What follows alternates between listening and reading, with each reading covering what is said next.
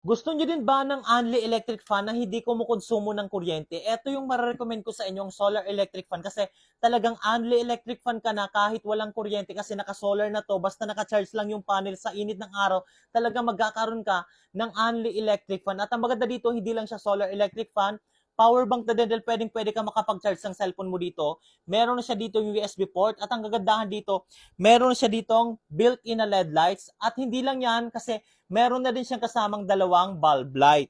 Maganda tong solar electric fan na to kasi meron na siyang tatlong wind speed. Ito yung kanyang number 1. Ito naman yung kanyang number 2.